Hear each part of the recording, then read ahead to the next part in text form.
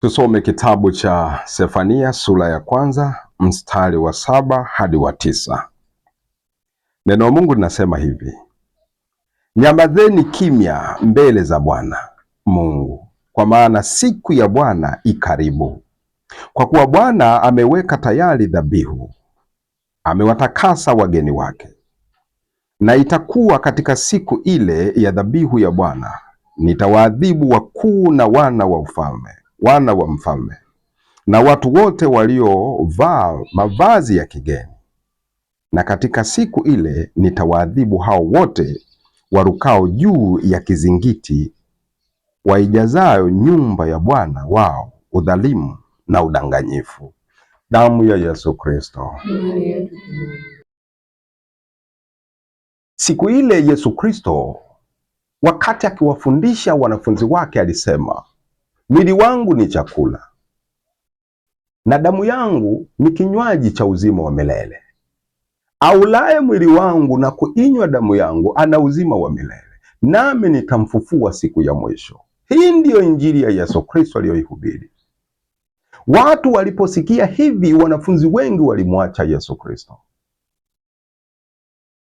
kwa sababu hawakutaka kusikia kwa habari ya mwili na damu ya Yesu Kristo. Wakamwacha Yesu Kristo, hawataki kusikia kwa habari ya damu ya Yesu Kristo. Na Yesu akawauliza wale watu, wanafunzi wake, na nyinyi mnataka kuondoka? Petro akasema, tuende wapi? Kwa sababu wewe una maneno ya uzima wa milele. Katika injili hii tujue, tunahubiri injili ya Yesu Kristo, lakini sio wote watakaotuamini, kwa sababu sio wote waliomwamini Yesu Kristo. Tunahubiri injili ya Yesu Kristo kama alivyotutuma mwalimu wetu, kwa sababu sisi ni wanafunzi wa Yesu Kristo. Mimi ni mwanafunzi wa Yesu Kristo. Kwa hiyo ninahubiri injili ya Yesu Kristo aliyonifundisha na aliyeniamuru nihubiri. Kama Yesu Kristo mwenyewe hakuaminika na watu wote, kwa sababu tu anahubiri injili ya kweli, mwili na damu yake, hata sisi kuna watu watakaotupinga, kwa sababu tunahubiri kweli ya Mungu. Kwa sababu dunia inapenda mafundisho ya dunia yaliyo na mauti, yasiyo na uzima wa milele, damu ya Yesu Kristo. Kwa hiyo, kwa kuwa ni mwanafunzi wa Yesu Kristo, mimi niko kumfurahisha Bwana wangu tu, niko kumfurahisha Mungu tu, kwamba nihubiri alichoniambia. Na kwa habari ya kuwaokoa watu, yeye ana nguvu, atawaokoa watu mmoja mmoja, atageukia kweli ya Mungu na atapata uzima wa milele. Hatuwezi kuwafuata wanadamu tuhubiri kama wanavyotaka wanadamu, mauti.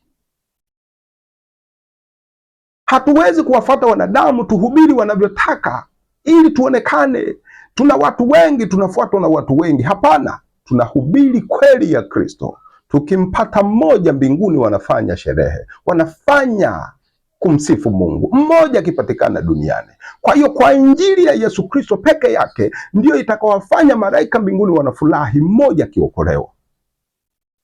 Kuna faida gani hata kama nikihubiri injili ya uongo? Watu wanahubiri injili ya uongo, unapata watu wengi, unakuwa maelfu ya watu, alafu mbinguni hakuna furaha yoyote, ni giza tupu. Mimi ni mwanafunzi wa Yesu Kristo, nitahubiri mwili na damu ya Yesu Kristo. Ninachoomba Mungu, usiichoke damu ya Yesu Kristo, ipende damu ya Yesu Kristo, damu ya Yesu Kristo. Tumekwisha kuhubiri kwa habari ya mstari wa 8. Nabii Sefania anataja habari ya dhabihu ya Bwana iliyo tayari, na kwa hiyo dhabihu amewatakasa wageni wake. Tumekwisha kuhubiri kwa habari ya wageni waliovaa vazi la kigeni na wageni waliovaa vazi la bwana harusi. Tumekwisha kuhubiri, lakini leo tutahubiri, tufundishane, tuonyane kwa habari ya mstari wa 9, kwa sababu mstari wa 9 unasema hivi: na katika siku ile nitawaadhibu hao wote warukao juu ya kizingiti, waijazao nyumba ya Bwana wao udhalimu na udanganyifu. Mstari wa 8 ambao tumekwisha kuhubiri, mahubiri yake tumekwisha kuyarusha, anaonya kwa habari watakaovaa vazi la kigeni. Mstari wa 9 anaonya kwa habari watakaoruka kizingiti, watakaoruka juu ya kizingiti. Mstari wa 8 ameonya kwa habari ya wale watakaovaa vazi la kigeni, ambao mwili wa Kristo hawana, wana mavazi ya dunia, wameliacha vazi la Roho, vazi la bwana harusi, mwili wa Kristo. Mstari wa 9 anaonya kwa habari ya watu watakaoluka juu ya kizingiti, alafu wakishaluka wanahubiri udhalimu, ufisadi, rushwa, wanahubiri udanganyifu. Wanahubiri wapi? Ndani ya nyumba ya Bwana. Wameluka juu ya kizingiti. Sasa tunataka kujua kizingiti ni nini. Kwa hiyo Nabii Sefania mstari wa 7 anasema kwa habari ya dhabihu ya Bwana, ambayo ni mwili na damu ya Yesu Kristo, ambaye ni Yesu Kristo mwenyewe. Hii dhabihu ya Bwana ni Yesu Kristo. Nabii Isaya anasema katika Isaya 53 mstari wa 4 mpaka wa 6, wa 10 mpaka wa 11, anasema kwa habari ya dhabihu Yesu Kristo. Kwa hiyo akishamaliza kusema Sefania kwa habari ya dhabihu ya Yesu ambayo ya Bwana, anakuja kusema mstari wa 8, anaonya watakaonekana hawana mwili wa Kristo. Anaonya kwa habari ya wale watakaoluka juu ya kizingiti. Nini maana yake? Nini maana yake? Hawa watu wataluka kizingiti juu, watakiluka kizingiti, wataluka juu, hawatapita chini ya kizingiti, watapita juu ya kizingiti. Hawa watakaoluka watakuwa ndani ya nyumba ya Bwana, wanahubiri nini? Udhalimu, alafu na uongo, wanadanganya watu. Kwa nini wanaonekana kudanganya watu? Kwa sababu wameruka juu ya kizingiti. Kwa hiyo kama ameruka juu ya kizingiti, atakachohubiri, anahubiri uongo, anahubiri rushwa, anahubiri udhalimu, dhuluma.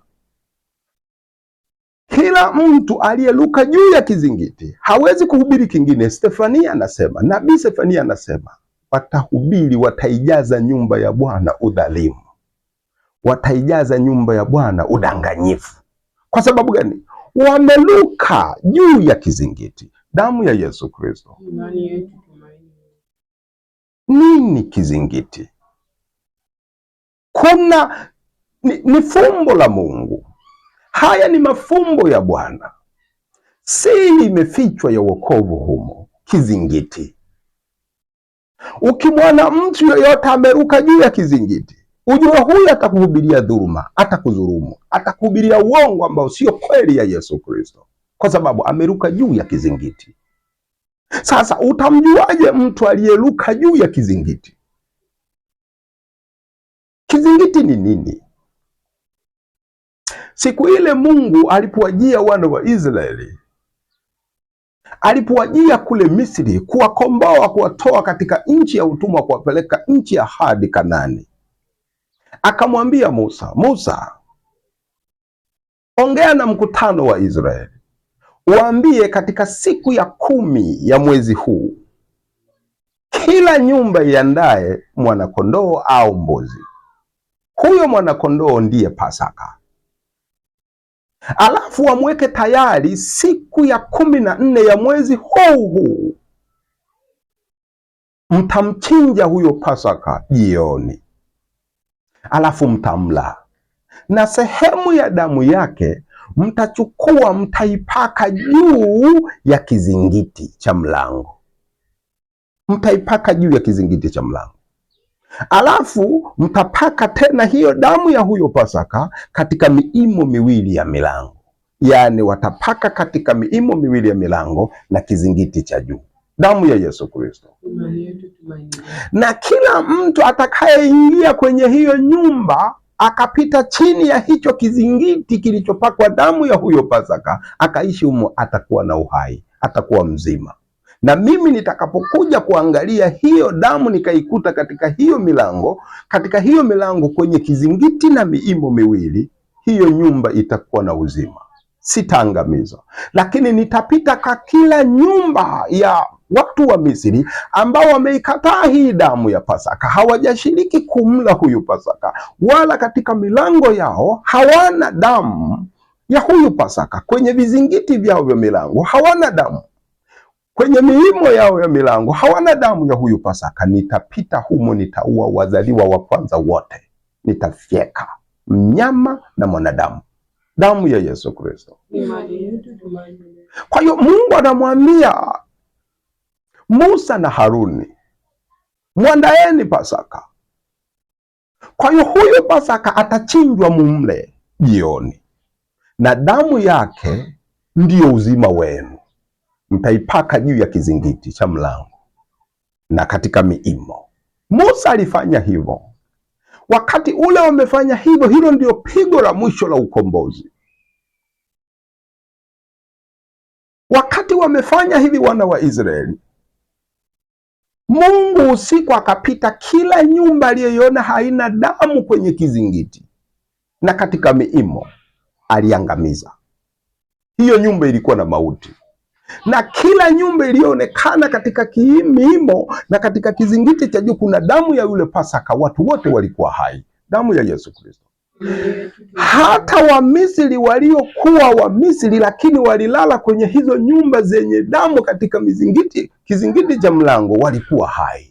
Lakini hata watu wengine waliokuwa na Israeli na wana wa Israeli lakini hawakulala kwenye hiyo nyumba yenye damu katika kizingiti, na wakapita hapo chini ya hicho kizingiti chenye damu ya huyo Pasaka, kama hakupita aliuawa.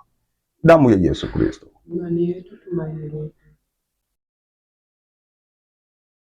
Mtume Paulo anakuja kusema huyo Pasaka ni nani? Mtume Paulo anakuja kusema huyo Pasaka aliyechinjwa Misri na damu yake ikapakwa kwenye kizingiti ni nani? Tusome Wakorinto wa kwanza sura ya 5 mstari wa 7. Tusome Wakorinto wa kwanza sura ya 5 mstari wa 7, unasema hivi: kwa maana Pasaka wetu amekwisha kutolewa kuwa sadaka, yani Kristo. Ukianza kusoma Mwanzo inasema hivi: basi jisafisheni mkatoe ile chachu ya kale, mpate kuwa donge jipya kama vile mlivyo hamkutiwa chachu, kwa maana Pasaka wetu amekwisha kutolewa kuwa sadaka, yani Kristo. Mtume Paulo anakuja kutoa siri iliyofichwa katika huyu kondoo anayeitwa Pasaka. Huyu kondoo Israeli waliomchinja jioni alikuwa ni Yesu Kristo. Ndiyo maana Mungu anasema kwa Waisraeli, mchinjeni jioni. Yesu Kristo alisulubiwa akafa jioni. Kwa hiyo Mungu anaonyesha Yesu Kristo atakuja kuteswa na yeye atakufa jioni. Kwa hiyo watu watakula mwili wake, watakaokula mwili wake na kuinywa damu yake, hao ndio wenye uzima wa milele. Paulo anakuja kusema, Mtakatifu Paulo, kwamba huyo Pasaka aliyechinjwa Misri alikuwa kivuli, sura yenyewe ni Yesu Kristo aliyeuawa jioni msalabani, damu ya Yesu Kristo. Huyo ndiyo Pasaka. Lakini anazidi kusema mahali pengine, Mtume Paulo anasema kwamba Mungu amewafungulia watu wa mataifa yote ulimwenguni mlango wa imani, damu ya Yesu Kristo. Mungu amewafungulia mataifa mlango wa imani, kwamba Mungu ametupa neema sisi ulimwenguni kote kwamba tuingie mbinguni kwa mlango wa imani, damu ya Yesu Kristo. Huu mlango wa imani ni mlango gani? Ni mlango wa imani kwa Yesu Kristo. Kwa hiyo katika huu mlango wa imani kuna nini? Huu mlango wa imani, katika kizingiti cha juu kuna damu ya Pasaka ambayo Yesu Kristo mwenyewe, kumepakwa damu ya Pasaka ambayo ni Yesu Kristo mwenyewe. Katika miimo yake huo mlango wa imani umepakwa damu ya Yesu Kristo. Kwa hiyo yoyote atakayepita katika huo mlango atapita chini ya kizingiti chenye damu ya Yesu Kristo, damu ya Yesu Kristo. Tusome mara moja zaidi Matendo ya Mitume 14 mstari wa 27 unasema hivi: hata walipofika wakalikutanisha kanisa, wakawaeleza mambo yote aliyoyafanya Mungu pamoja nao, na ya kwamba amewafungulia mataifa mlango wa imani. Damu ya Yesu Kristo. Mtume Paulo anakuja kusema tena, Mungu amewafungulia mataifa yote ulimwenguni kuingia mbinguni kwa mlango wa imani. Imani kwa Yesu Kristo. Anazidi kusema, Wakorinto wa kwanza sura ya 5 mstari wa 7, anakuja kusema yule Pasaka ni Yesu Kristo. Kwa hiyo katika huo mlango wa imani, katika kizingiti cha juu utaona tu damu ya Pasaka imepakwa. Katika miimo miwili ya mlango utaona damu ya Yesu Kristo imepakwa. Kwa hiyo yote atakayeingia katika huo mlango wa imani anapita chini ya damu ya Yesu Kristo, anapita chini ya kizingiti kilichokuwa na damu ya Yesu Kristo. Huyo yuko chini ya damu ya Yesu Kristo, anaingia katika uzima wa milele. Hiyo nyumba anayoingia ana uzima wa milele. Mungu hawezi kuiangamiza hiyo nyumba na huyo mtu aliyekuwa chini ya damu ya Yesu Kristo, damu ya Yesu Kristo. Nabii Sefania, kwa kuwa yeye ni nabii, anaelewa, anasema kwa habari dhabihu ya Bwana itayari, na kwa dhabihu hiyo Bwana amewatakasa wageni wake. Alafu mstari wa 8 anaonya kwa habari ya vazi la kigeni, watakaovaa vazi la kigeni, wale ambao hawajavaa vazi la Kristo, mwili wa Kristo. Anasema ambao hawakuamini mwili wa Yesu Kristo wamevaa vazi la kigeni, fedha na mali, kama tulivyosema. Mstari wa 9 anaonya, anasema ole wao watakaoruka juu ya kizingiti. Maana hao wanaoruka juu ya kizingiti hawataki kupita chini ya kizingiti hiki chenye damu ya Yesu Kristo. Kizingiti, Nabii Sefania anapokitaja kizingiti anaturudisha, anataka tujue kwa habari ya Pasaka aliyechinjwa Misri, ambayo damu ya yule Pasaka ilipakwa kwenye kizingiti. Sasa mtu yoyote anayetaka kuingia kwenye hii nyumba lazima apite chini ya hiki kizingiti chenye damu ya Pasaka. Wewe unafika mlangoni, unaluka juu ya kizingiti, hutaki kuwa chini ya hii damu ya Yesu Kristo Pasaka, umekufa. Damu ya Yesu Kristo. Mambo hayo ni siri ya Mungu, iko katika mafumbo ya Mungu. Ni Roho Mtakatifu ndiye anayeweza kukujulisha haya mambo ili tuokolewe. Sefania ni nabii, anaelewa kwa habari ya mlango wa imani. Mtume Paulo anatueleza kwa habari ya mlango wa imani, ambao huu mlango wa imani ulionekana Misri. Mlango wa imani siku zote umepambwa damu ya Yesu Kristo, huyo Pasaka. Kwa hiyo kama mataifa yote tumepewa neema ya kupita kuingia mbinguni chini ya mlango wa imani, ina maana tunapita chini ya damu ya Yesu Kristo. Kwa hiyo Nabii Sefania anaposema kizingiti anataja mlango wa imani, na huo mlango maana yake anasema kwa habari ya damu ya Yesu Kristo, damu ya Yesu Kristo. Nabii Sefania anatutajia damu ya Yesu Kristo. Kwa hiyo ukitazama Nabii Sefania katika mstari wa 7 anasema kwa habari ya dhabihu, anamtaja Yesu Kristo. Alafu mstari wa 8 anaonya kwa habari ya vazi la kigeni, anataka tuvae vazi la mfalme ambaye ni mwili wa Yesu Kristo. Alafu mstari wa 9 anataja kwa habari ya damu ya Yesu Kristo. Kwa hiyo kwa kuwa ni dhabihu ya Mungu Yesu Kristo, Nabii Sefania anahubiri kwa habari ya mwili na damu ya Yesu Kristo katika mafumbo matakatifu, damu ya Yesu Kristo. Wako watu, Nabii Sefania anasema Sefania anasema kutakuwa na watu wanaruka juu ya kizingiti, hawataki kupita chini ya kizingiti, kuwa chini ya damu ya Yesu Kristo. Hawataki kupita huu mlango wa imani uliopambwa damu ya Yesu Kristo. Hawataki kupita chini ya damu ya Yesu Kristo kuingia mbinguni. Kwa hiyo wanafanya nini? Wanaluka juu, wanaluka juu ya kizingiti. Wanapoluka juu ya kizingiti, ndipo kuluka juu. Manake nini?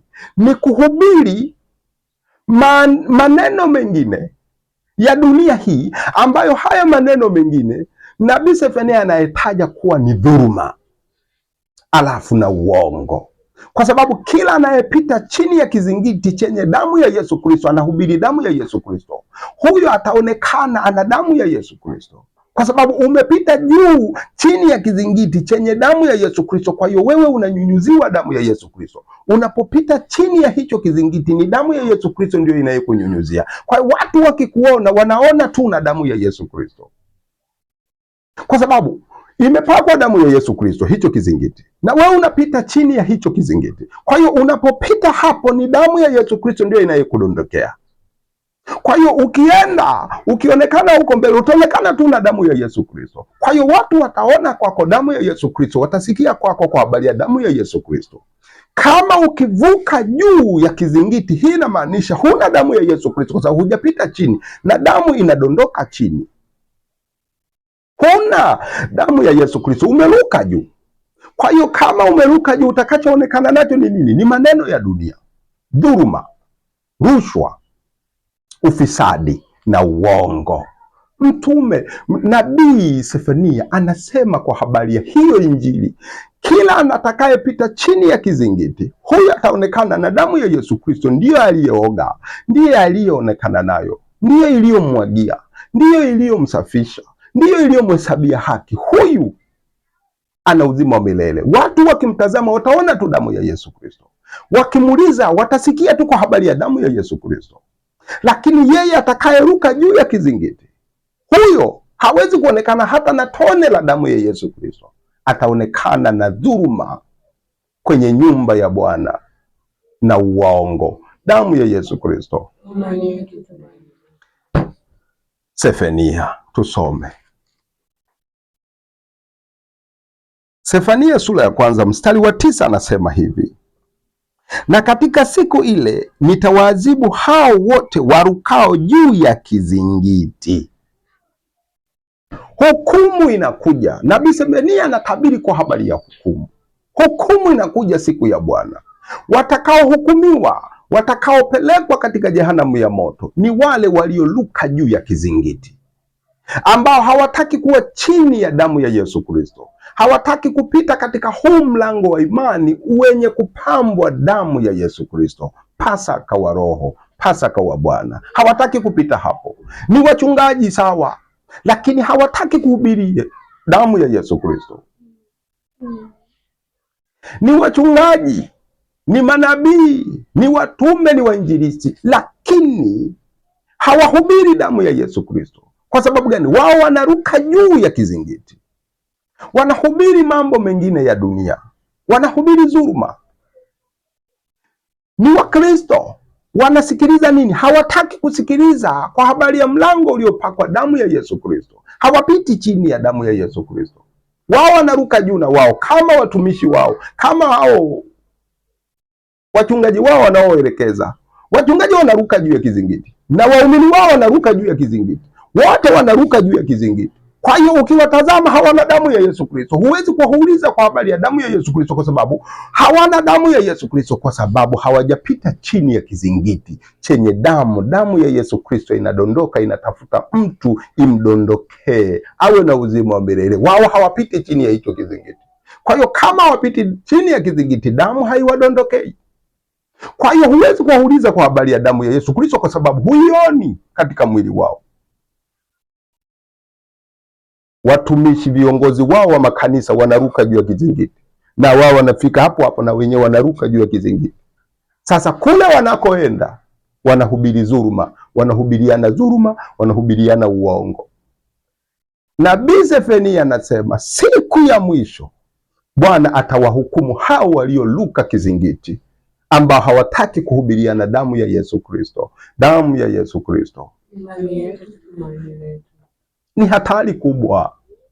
Wanaonekana wana maneno matakatifu, wanaonekana wana maneno mengi ya malaini ya kupendeza, wamenona, wanaheshimika, wana watu, lakini wanaluka kizingiti, wanaluka juu ya kizingiti. Wanaonekana wanampenda Yesu Kristo, wanasema sisi ni Wakristo, wanaabudu kila siku, lakini wakifika kwenye huo mlango wa imani wanaluka juu ya kizingiti.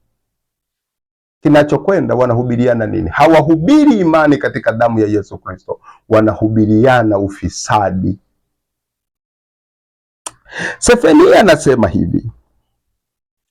hivi baada ya kusema, warukao juu ya kizingiti, waijazayo nyumba ya Bwana wao udhalimu na udanganyifu. Udhalimu na udanganyifu, kwa sababu wanaluka juu ya kizingiti. Kwa hiyo hawana maneno ya damu ya Yesu Kristo, hawana damu ya Yesu Kristo, hawana kweli ya Yesu Kristo. Sasa wanachohubiri ni nini? Ni nyumba ya Bwana, ndiyo kanisa, lakini ndani ya hilo kanisa wanachohubiriana ni nini? Wanahubiriana dhuluma. Dhuluma, wanadhulumiana wenyewe kwa wenyewe, wanadanganyana wenyewe kwa wenyewe, wanahubiriana fedha. Nini dhuluma? Dhuluma anataja mafundisho ambayo wanahubiriana ndani ya hilo kanisa ni dhuluma tu, ufisadi mtupu, uongo mtupu.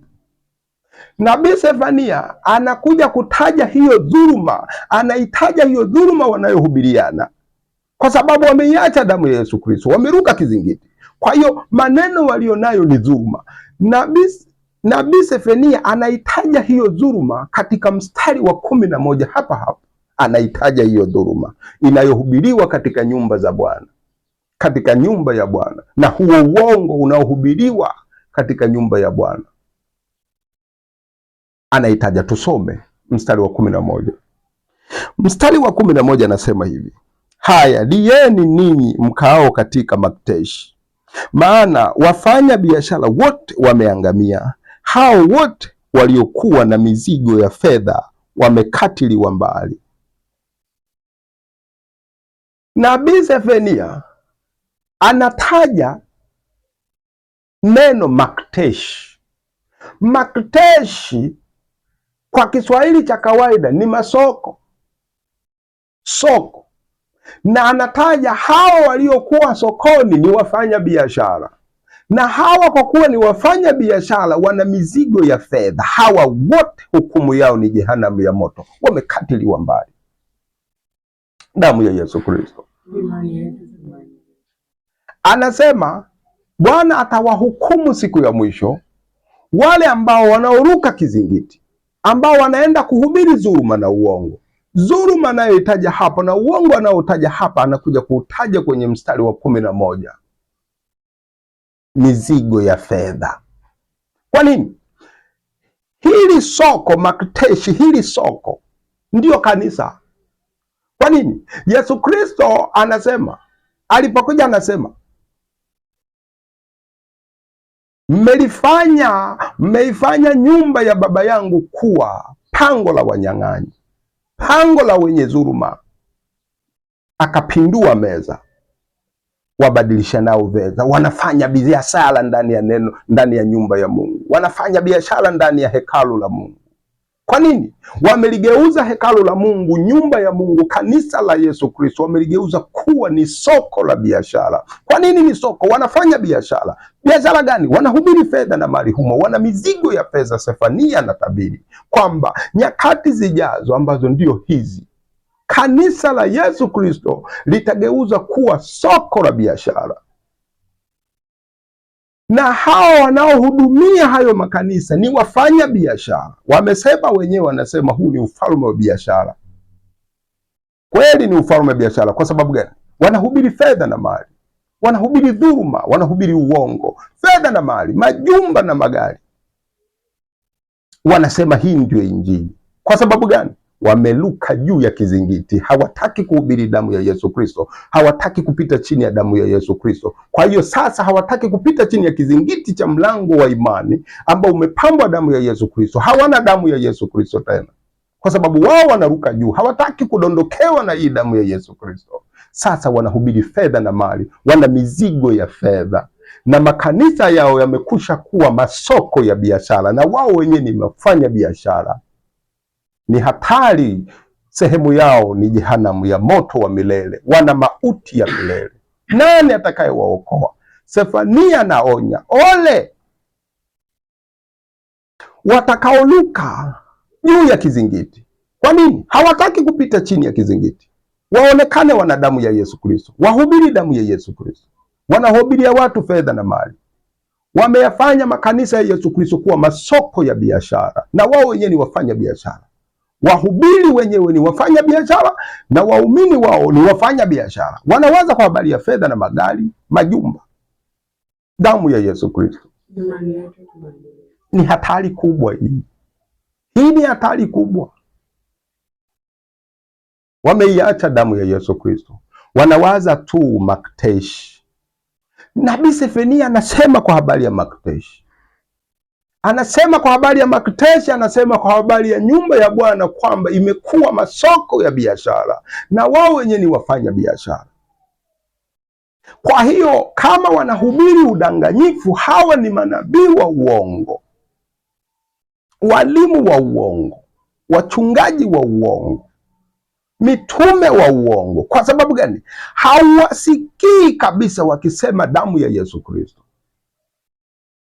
Hawasikii kabisa kuisifia na kuitukuza damu ya Yesu Kristo. Ndio injili ya kweli ya Yesu Kristo, hakuna injili nyingine. Husikii, unasikia tu kubarikiwa, biashara, uchumi, majumba na magari, fedha. Injili ya nani hii? Wanahubiri dhuluma, wanahubiri udanganyifu, ni manabii wa uongo, wachungaji wa uongo. Kwa hiyo wanawapeleka watu kuzimu, kwa sababu wamenawalusha. Wakifika kwenye mlango wa imani uliopangwa damu ya Yesu Kristo, uliopakwa damu ya Yesu Kristo, wanawarusha watu, ruka juu. Wanaruka juu, wanaenda wapi? Wanahubiri fedha na magari, fedha na mali, majumba na magari. Ndio injili yao hii. Jehanamu ya moto wa milele imewazunguka, hata hawajui. Wamejipofusha macho, wamejichanganya akili zao hazipambanui tena. Wewe unawezaje kuhubiriwa fedha na mali, magari na majumba, afu kasema wewe ni Mkristo? Fedha ilikufia msalabani, hata ujiulizi. Magari yalikufia msalabani, uchumi ulikufia msalabani. Hii sio injili. Hivyo ni vyuo vya biashara. Ni sawa tu uko vyuoni unasomea biashara. Unawezaje kuhubiri pesa makanisani ukasema hii injili ya Mungu? Hicho ni chuo cha biashara hicho. Unasomea ujasiriamali tu. Kanisani ni mahali pa kusikia mwili na damu ya Yesu Kristo, kwa sababu huo ndio uzima wa mbinguni. Wewe unahubiriwa kubarikiwa, unahubiriwa fedha na mali, unasema amina amina. Uko kwenye chuo cha biashara, haupo kanisani chini ya damu ya Yesu Kristo. Damu ya Yesu Kristo. Wanahubiri fedha, wanasema wao ni Wakristo, lakini wanahubiri fedha. Wanasema wao ni mitume, wametumwa na Yesu Kristo, wanahubiri fedha na mali, wanahubiri uongo. Mtume Petro amesema vema kwa habari ya hawa watu. Tusome waraka wa Mtume Petro, waraka wa pili wa Mtume Petro sura ya 2, inasema hivi kuanzia mstari wa 1: lakini kuliondokea manabii wa uongo katika wale watu, kama vile kwenu kutakavyokuwako walimu wa uongo, watakaoingiza kwa uelevu uzushi wa kupoteza, wakimkana hata Bwana aliyewanunua, wakijiletea uharibifu usiokawia. Na wengi watafuata ufisadi wao, na kwa hao njia ya kweli itatukanwa, na katika kutamani watajipatia faida kwenu, kwa maneno yaliyotungwa, ambao hukumu yao tangu zamani haikawii, wala uvunjifu wao hausinzii. Waraka wa Mtume Petro, waraka wa pili wa Mtume Petro sura ya 2 mstari wa 1 hadi wa 3. Mtume Petro anaongelea kwa habari ya wachungaji wa uongo, manabii wa uongo, walimu wa uongo, injilisti wa uongo, manabii wa uongo, ambao hawa wanaoluka juu ya kizingiti, hawataki kuguswa na damu ya Yesu Kristo, hawataki kuhubiri damu ya Yesu Kristo. Sasa wanahubiri nini? Wametunga maneno yao, wanahubiri ufisadi. Na kwa kuwa wanahubiri fedha na mali, sasa Mtume Petro anasema watajipatia faida kwenu. Wao wanakusanya tu vitita vya pesa, mizigo ya pesa. Kwa hiyo makanisa yao ni soko la biashara, wao kujinufaisha fedha na mali, na nyinyi mnafanya nao biashara. Damu ya Yesu Kristo, hukumu yao ipo, watahukumiwa. Wameibadili injili ya Yesu Kristo. Sasa wanahubiri ufisadi, wanahubiri dhuluma, wanahubiri uongo, wanakusanya fedha na mali, na wengi wamewafuata kwa sababu na wao wanatamani nini? Fedha na mali. Kwa hiyo makanisa yao yamekuwa makteshi, masoko ya biashara, na wao wenyewe ni wafanya biashara. Sasa wanahubiri uongo, hawana tena damu ya Yesu Kristo, wanaluka juu ya kizingiti, hawataki kuguswa na damu ya Yesu Kristo. Damu ya Yesu Kristo. Mtume Petro anasema kwa werevu wameingiza uzushi wa kupoteza, kwa werevu wameingiza uongo wa kupoteza. Kwa nini? Kwa uwerevu, wasijulikane kwamba hawa ni wapinga Kristo, hawa ni waongo, ni wadanganyifu. Wanaruka juu ya kizingiti cha mlango wa imani uliopakwa damu ya Yesu Kristo. Wasihubiri damu ya Yesu Kristo, wanahubiri ufisadi, fedha na mali, wanahubiri dhuluma, wanawahubiria watu dhuluma, wanadhulumu fedha za watu na mali za watu, wanadhulumu fedha na mali za watu, wanasema eti hiyo ndiyo injili ya Yesu Kristo. Hawa watu wameruka juu ya kizingiti, damu ya Yesu Kristo. Mtume Petro anasema kwa habari zao, wameruka juu ya kizingiti. Kwa hiyo sasa wanahubiri nini? Wanahubiri uongo. Mtu yeyote asiyehubiri mwili na damu ya Yesu Kristo, huyo anahubiri uongo. Hata kama maneno yake ni matakatifu, mazuri kiasi gani, yanapendeza kiasi gani, yanakufariji kiasi gani, lakini kama siyo mwili na damu ya Yesu Kristo, huo ndio uongo wenyewe. Hawa wameluka juu ya kizingiti, hawataki kupita chini ya damu ya Yesu Kristo. Damu ya Yesu Kristo. Tuwe makini sana. Unaenda mahali, unaenda kusali, unasikia tu fedha na mali, unasikia tu majumba na magari, unasema hii ni injili ya Yesu Kristo. Usijua unahubiriwa vazi la kigeni, usijua unahubiriwa dhuluma na ufisadi, unahubiriwa mauti ya milele. Na wewe uko hapo unapiga makofi, unaipigia makofi mauti ya milele. Unaacha kupita chini ya mlango uliopaka damu ya Yesu Kristo kwa sababu unaona inakukela damu ya Yesu Kristo. Hutaki kusikia damu ya Yesu Kristo kila siku. Unaona unaboreka. Unataka tu kusikia magari na majumba kwa sababu umetamani majumba. Mtume Petro anasema kwa kutamani watajipatia faida kwenu. Na nyinyi mmetamani, mnaenda kwao, ndio mnawapelekea fedha na mali. Kwa hiyo wao wanapata faida kwenu. Makanisa yao ni vibanda vya biashara, masoko ya biashara. Kwa hiyo wao wakirudi nyumbani, wanarudi na mizigo ya fedha, wanarudi na matita ya fedha. Nyinyi mnarudi na ahadi za uongo. Wao wanarudi na makapu ya pesa. Hii ni nini? Kwa nini wao warudi na makapu ya pesa? Kwa sababu hayo makanisa ni masoko ya biashara. Tayari biashara imekubalika. Wao wanarudi na makapu ya pesa, mizigo ya fedha. Wewe unafika hapo, unasali, unasema unasali kwenye kanisa la Mungu, kumbe unasali kwenye soko la mtu. Damu ya Yesu Kristo. Nabii Sefania amesema ni wafanya biashara wana mizigo ya fedha, wamekatiliwa mbali. Kwa nini? Ndio wanahubiri fedha na mali. Hiyo hatuwezi kupinga, na tunaona wanahubiri fedha na mali. Hawawezi kuhubiri damu ya Yesu Kristo kwa sababu wao wanapita juu ya kizingiti cha damu ya Yesu Kristo. Kwa hiyo kitakachowapata ni nini? Sefania anataja kitakachowapata katika sura ya 1 hii mstari wa 10. Tusome. katika mstari wa 18, sura ya kwanza mstari wa 18, anataja hicho kitu kitakachowapata. Anasema fedha yao wala dhahabu yao havitaweza kuwaokoa katika siku ya ghadhabu ya Bwana, bali nchi yote pia itateketezwa kwa moto wa wivu wake, maana atawakomesha watu wote wakaao katika nchi hii, nam ukomo wa kutisha. Wameifanya nyumba ya Bwana kuwa masoko ya biashara, na wao ni wafanyabiashara. Wanakusanya mizigo ya fedha, wanahubiri fedha na mali, wanakusanya mizigo ya pesa. Imekuwa masoko ya biashara. Sasa nabii Sefania anasema mstari wa 18, fedha yao na dhahabu yao hazitawaokoa siku ya mwisho, siku ya ghadhabu, wataangamia wote. Kwa nini usali mahali ambapo umewekwa chini ya mauti ya milele? Kwa nini uingie kwenye masoko ya biashara? Wewe unasema ni kanisa, sawa, lakini sikiliza hayo yanayosemwa huko. Sio biashara hiyo. Mbona husikii kwa habari ya damu ya Yesu Kristo? Mbona husikii kwa habari ya mwili wa Yesu Kristo? Unasikia tu kwa habari ya fedha na mali, unasikia tu kwa habari ya majumba na magari. Ni masoko ya biashara.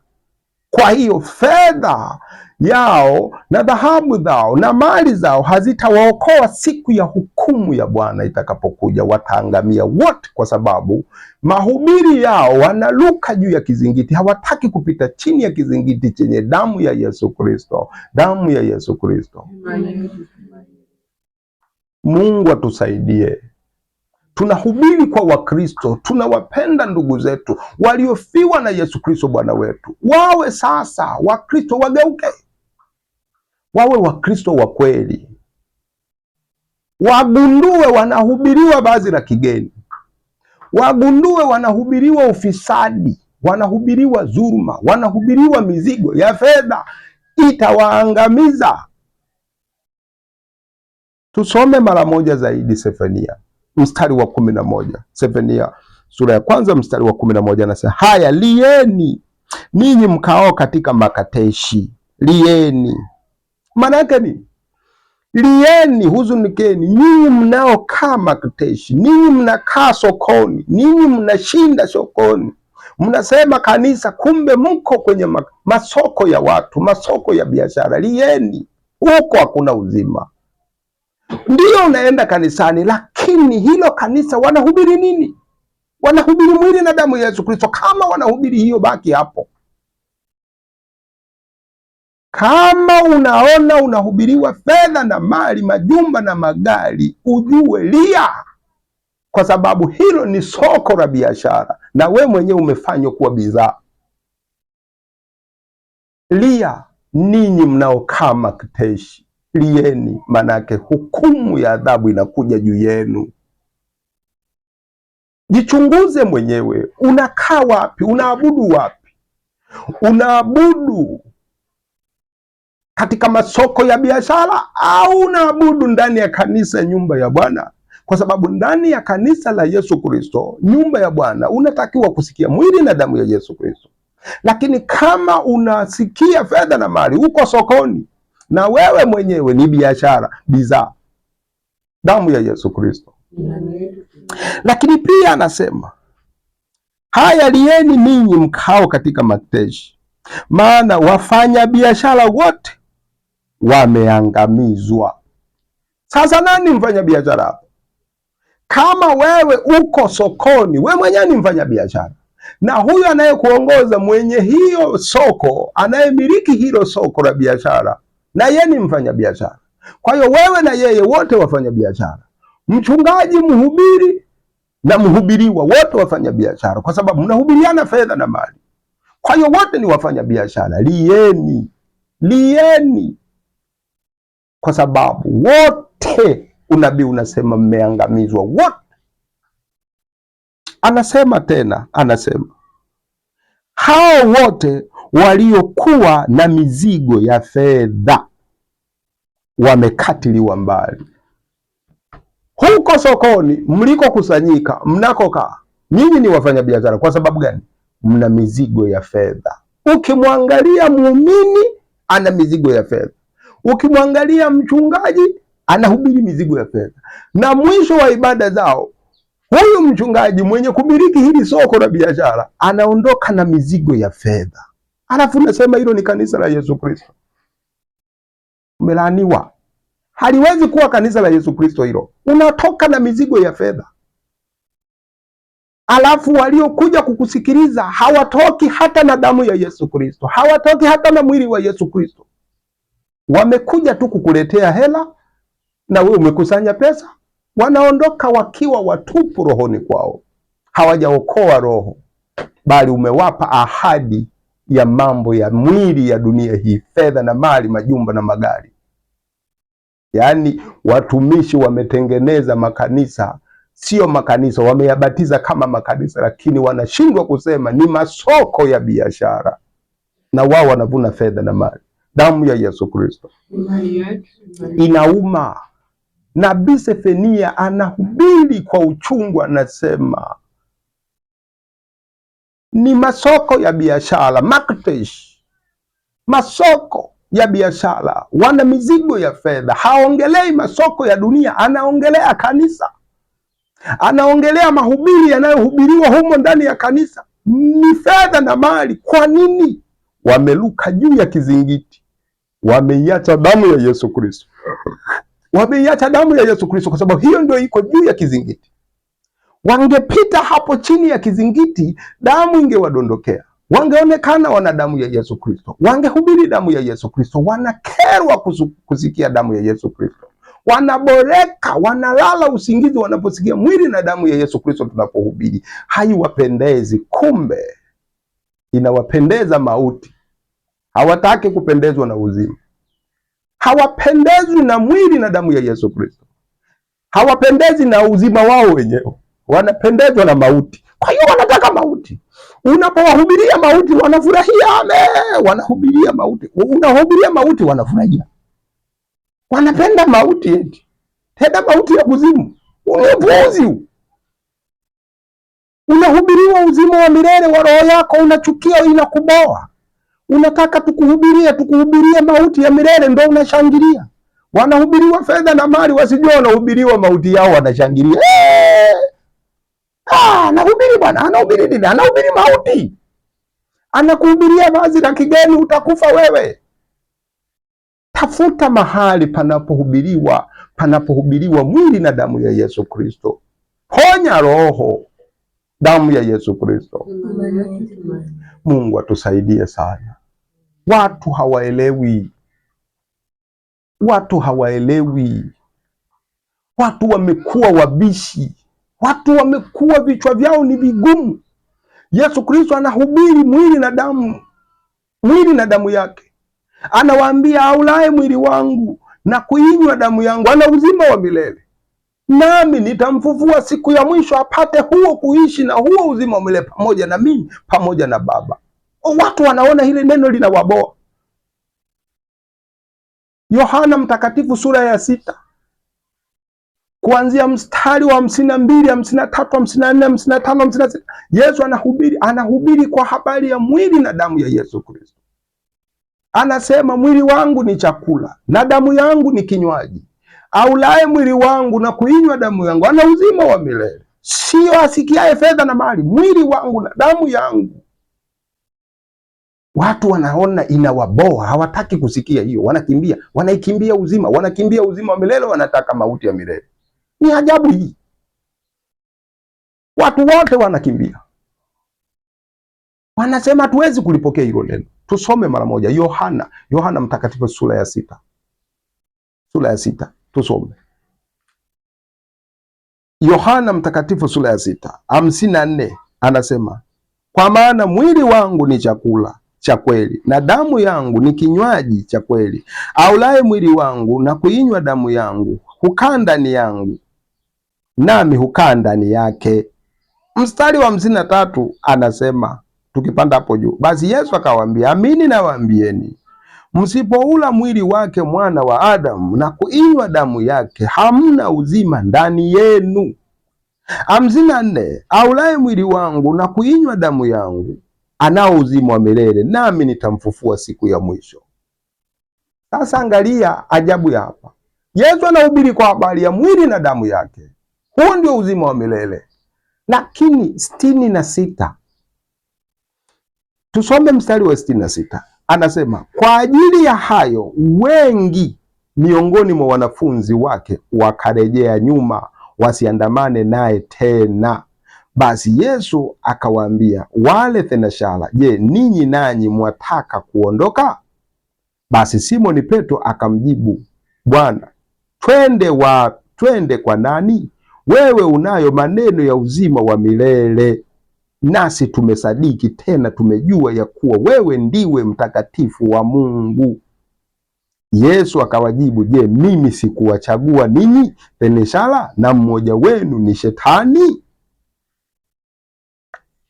71 anasema, alimnena Yuda mwana wa Simon Iskarioti, maana huyo ndiye atakayemsaliti, naye ni mmojawapo wa wale thenashara. Nini maana yake? Yesu anahubiri kwa habari ya mwili na damu, ndio uzima wa milele. Watu wanasema hatutaki kusikia mwili na damu yako, hatutaki kuamini, hatutaki kumwabudu Mungu kwa habari ya mwili na damu yako. Inakera, inaboa. Wakamwacha, wanakimbia uzima wa milele, wanaukataa uzima wa milele, wanakimbilia nini? Mauti ya milele. Wanataka kuhubiriwa mauti ya milele, fedha na mali. Utasema mbona hapa fedha na mali hamna? Ipo hapo fedha na mali, utaiona hapo fedha na mali. Petro anaulizwa, unani mnataka kuondoka? Petro anasema hapana, maneno ya uzima wa milele wa roho zetu yako kwako. Maneno gani? Mwili na damu ya Yesu Kristo.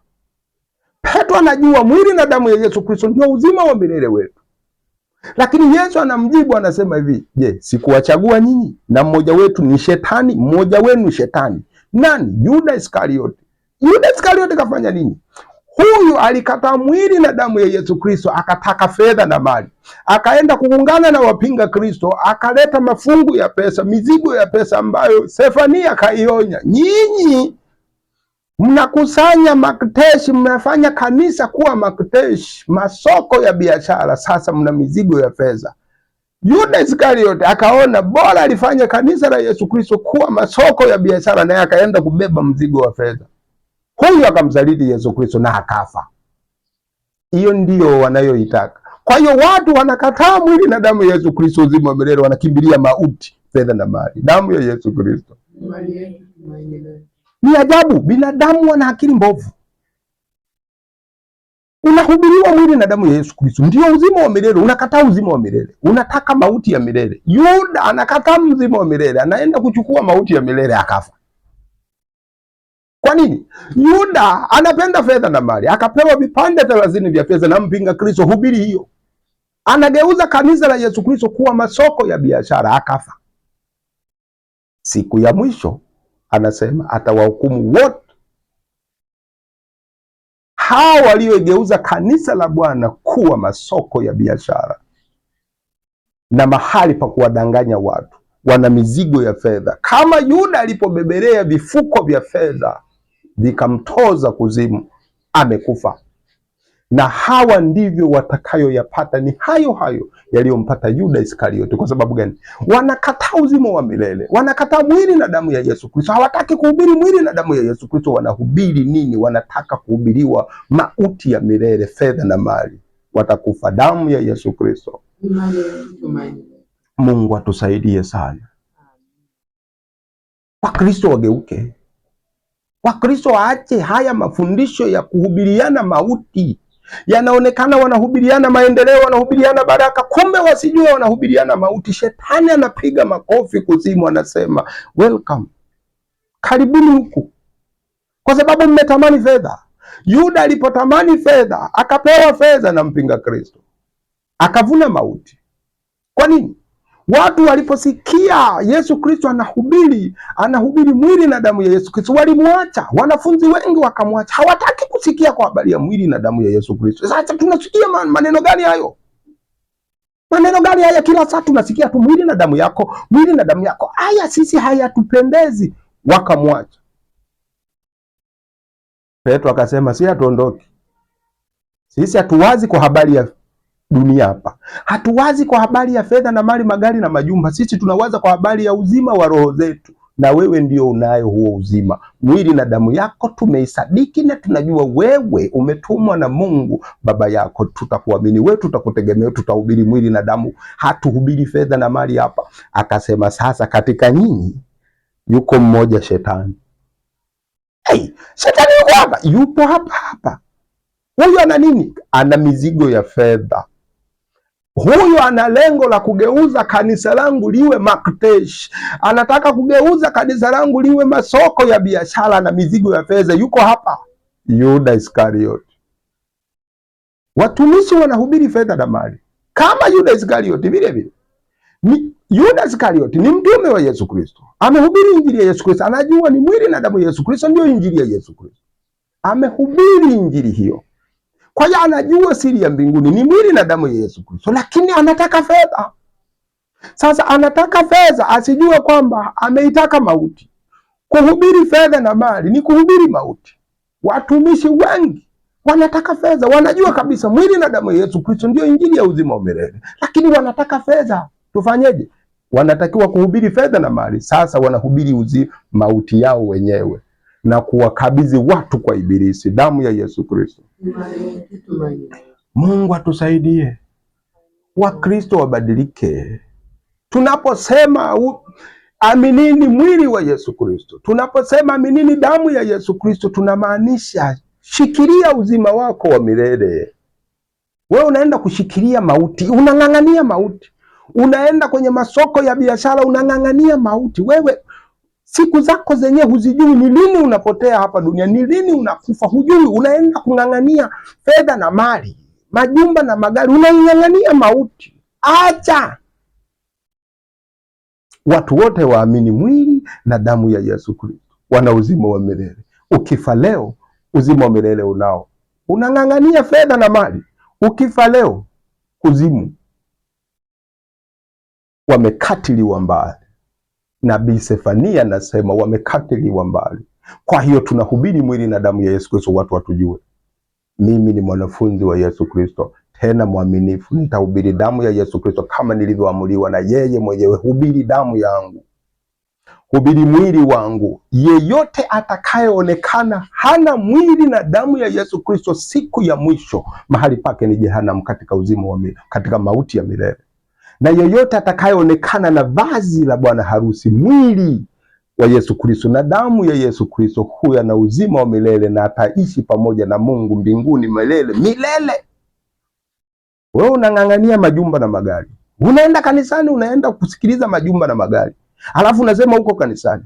Usijue huko sokoni. Kwa sababu sokoni ndio wanakouza hayo. Unataka nini? Unataka nyumba. Hiyo ni soko la biashara hilo. Unataka majumba na magari uko sokoni.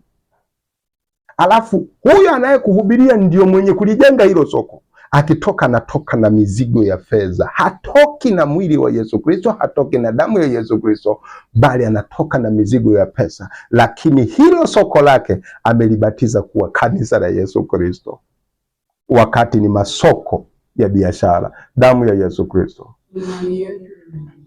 Amani na iwe kwenu na rehema na upendo wa Yesu Kristo, Bwana wetu Yesu Kristo. Amen.